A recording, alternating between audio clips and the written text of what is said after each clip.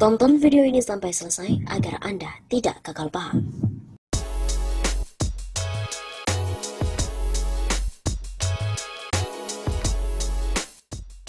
Pengakuan buzzer dari istana. Siang itu, sawit baik menjadi trending topik di Twitter. Perasaan dilematis terbit di benak saya. Di satu sisi saya ingin mengecam kampanye amis di tengah bencana kebakaran hutan yang mengakibatkan 900.000 orang lebih mengalami ISPA.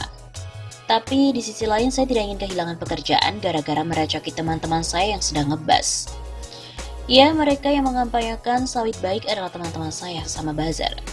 Tidak mudah bagi saya untuk mengambil sikap yang berseberangan dengan percakapan buzzer. Sebab 3 tahun belakangan saya makan dari kerja-kerja semacam itu. 3 tahun jadi waktu yang cukup bagi saya untuk menyadari bahwa saya mudah didepak oleh agensi jika terlihat menyebalkan. Lagi pula syarat untuk menjadi buzzer itu sangat mudah, hanya perlu memiliki akun media sosial dan cepat merespon ketika brief diberikan. Saya berkenalan dengan industri ini melalui teman-teman saya di komunitas blogger.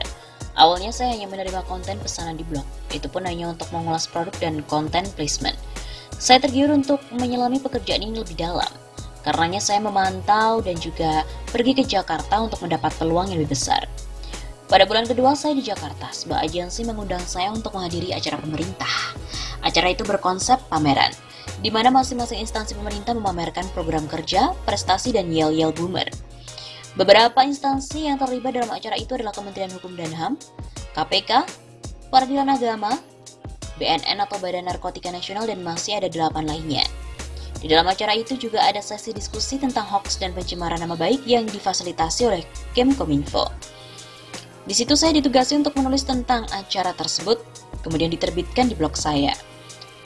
Saya juga diminta berkampanye melalui akun medsos pribadi tentang percakapan diskusi. Acara ini merupakan momen pertama kali saya mendengungkan program pemerintah. Sebenarnya saya tidak punya latar belakang ilmu politik, hukum, ataupun kapasitas yang lain yang diperlukan dalam perbincangan soal pemerintah. Saya sempat berpikir untuk berhenti, tapi saya sudah terlanjur basah. Setiap hari, saya selalu membuka grup-grup buzzer yang ada di Facebook dan WhatsApp agar memperoleh proyek ngebas. Walau begitu, tidak setiap hari proyekan itu ada. Kalaupun ada, profil saya belum tentu sesuai dengan kualifikasi yang diinginkan oleh klien. Biasanya klien meminta jasa buzzer dengan mempertimbangkan spesifikasi tertentu seperti domisili, jenis kelamin, umur, hingga jumlah pengikut, dan engagement rate di media sosial. Ketika saya lolos semua persyaratan itu, lantas saya dimasukkan ke dalam grup WhatsApp yang isinya para buzzer terpilih dan koordinator dari agensi. Di dalam grup-grup ini, koordinator menjelaskan secara teknis tentang apa yang harus kami lakukan dan tidak boleh kami lakukan. Satu hal yang jarang dijelaskan oleh koordinator adalah siapa klien yang sedang memesan jasa ngebus ini. Seperti kampanye tagar Netflix tidak aman. Walau saya telah lama melakukan pekerjaan ini, namun saya tidak 100% paham tentang logika para klien.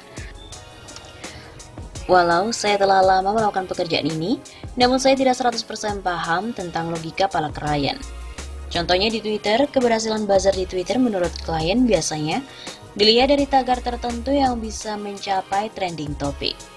Supaya sukses, kami biasanya mencuit secara membabi buta dengan menyertakan tagar kampanye dalam kurun waktu tertentu, biasanya sekitar 1-2 jam.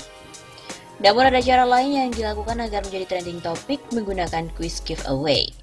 Metode ini minim tenaga dan ongkos.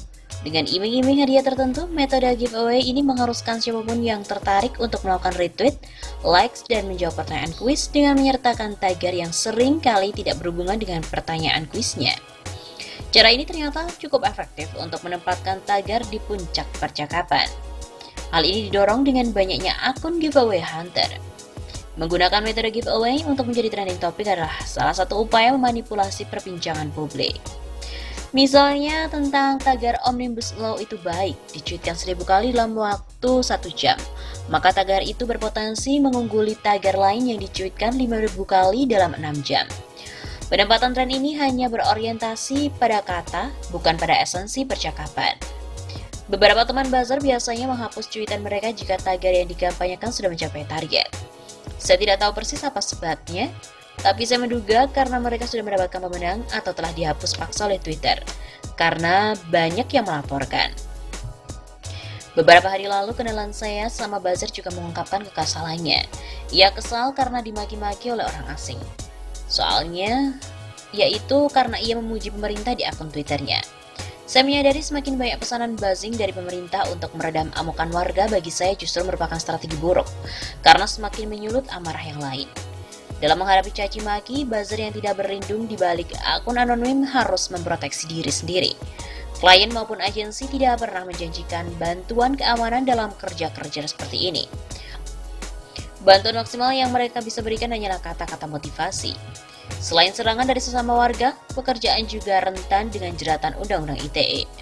Buzzer bisa saja mendistribusikan informasi palsu atau terjebak pencemaran nama baik yang tidak ia sadari. Hal ini mungkin terjadi jika buzzer tidak sempat atau malas mempelajari brief yang biasanya segera dikeluarkan beberapa saat sebelum nge-buzz dilakukan. Meski potensi risiko itu ada, tapi saya belum pernah dengar ada klien atau agensi yang menjamin bantuan hukum bagi para buzzer dari jeratan Undang-Undang ITE.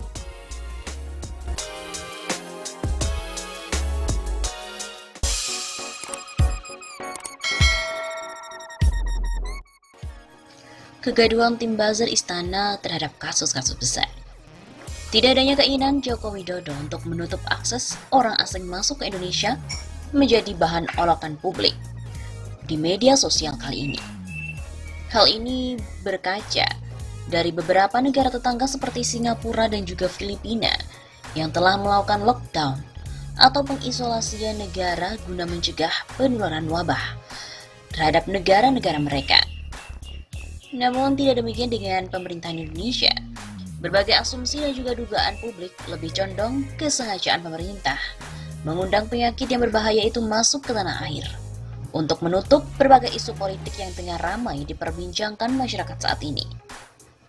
Dimulai dari kasus Jiwasraya, Harun Masiku, hingga upaya Partai Golkar untuk meloloskan RUU Omnibus Law, khususnya RUU Cipta Kerja yang penuh dengan kontroversial belakangan ini. Beriringan itu, nilai mata uang dolar terus merangkak naik, hingga nilai tukar rupiah menempati posisi Rp14.778 per dolarnya pada perdagangan pasar spot pada hari Jumat 13 Maret sore ini. Publik pun bereaksi. Buktinya, seketika ramai-ramai muncul tagar "Rupiah melemah, Jokowi lengser", jadi trending topik di media sosial Twitter. Tak sedikit dari mereka meminta Joko Widodo turun dari kursi presiden. Hal ini dikarenakan tidak mampunya pemerintah menekan pelemahan rupiah oleh sentimen perkembangan COVID-19. Lagi-lagi, virus itu menjadi kambing hitam atas dinamika politik yang tengah berkembang saat ini. Di sini peran influencer atau tim buzzer istana berperan menyebarkan berita-berita bohong atau hoax. Berbagai cara para influencer istana tersebut mempengaruhi pengguna media sosial di tanah air ke isu-isu lainnya. Salah satunya menaikkan trafik berita yang menyangkut isu pemerintahan.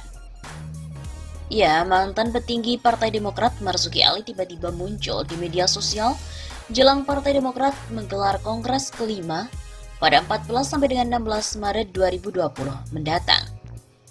Salah satu agenda penting memilih ketua umum Partai Demokrat yang baru untuk periode 2020-2025 tersebut dikatakan oleh akun Marzuki Ali begitu mendadak, dan fitnah lainnya yang memunculkan spekulasi di tengah-tengah masyarakat.